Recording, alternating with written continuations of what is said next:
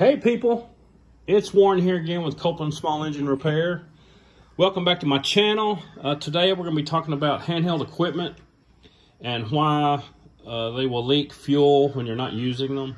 A lot of times you'll go get your weed eater, your blower, your chainsaw, and you'll notice there's either a puddle of gas underneath it or it's flooded when you pick it up and you can't get it to start.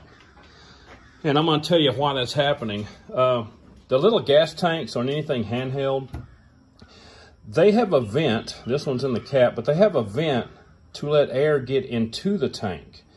And that's so that as you use the machine and the level of the fuel goes down, it doesn't create a vacuum in the gas tank and stop the fuel from flowing. So they have to have a vent that lets air get into the tank.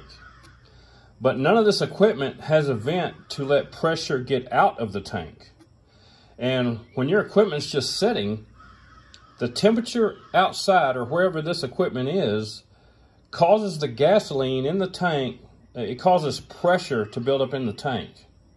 And what it does, it pushes that fuel up the fuel line into the carburetor, and depending on how the carburetor is made or how your piece of equipment is setting or hanging, it will push that fuel through the carburetor and it will either come out the air filter and dribble all over the floor, or it will push it into the cylinder and your equipment will be flooded the next time you try to pick it up and it won't crank.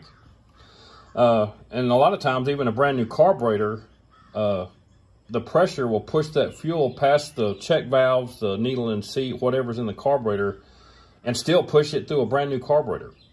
And the warmer it is outside, the more pressure builds up in these tanks and the harder it will push through anything. And I'm going to show you an example. I've got a little Ryobi weed eater up here. The fuel lines are disconnected. This is just the fuel line for the primer return, so I got it clamped off. This is the fuel line going to the fuel filter. And I'm going to tighten this gas cap down and show you the fuel getting pushed up out of this fuel line just sitting here, just with the gas cap tight. All right, I'm going to tighten this down.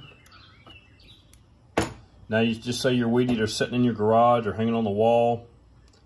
And man, when it's hot outside, it's worse. It's not even that hot today. It's pretty nice out here right now. But we're going to wait. See, it's already coming up. Just from a little bit of temperature outside right now, it's pushing that fuel up this fuel line. You can see it. And it was almost immediate. And here it comes.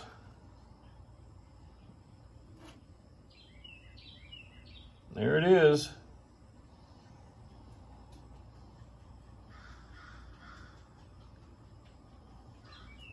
And it will sit here and push fuel up this fuel line. And if it can get out through the carburetor, it'll go till it doesn't have any more gas in it. And that's why a lot of times if you leave your equipment sitting, when you come back, there's a puddle of gas under it or it's flooded and it won't start. One thing you can do, make sure your carburetor's right. You know, it could just be a bad check valve in your carburetor. The needle seat could not be sealing properly. But this happens a lot, even with a good OEM carburetor. One thing you can do is set your equipment somewhere when you're not using it with the gas cap pointing up and just loosen the gas cap.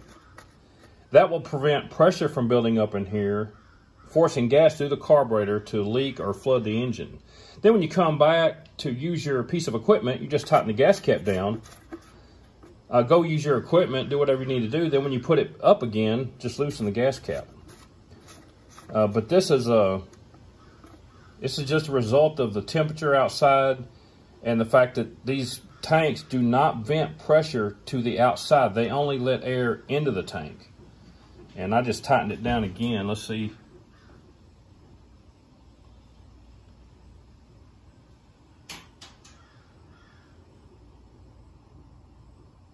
There it comes. But anyway, that's my little tip for today, and that's why these things leak fuel when you're not using them. I got to get to work and fix some of this junk. I'll catch y'all later.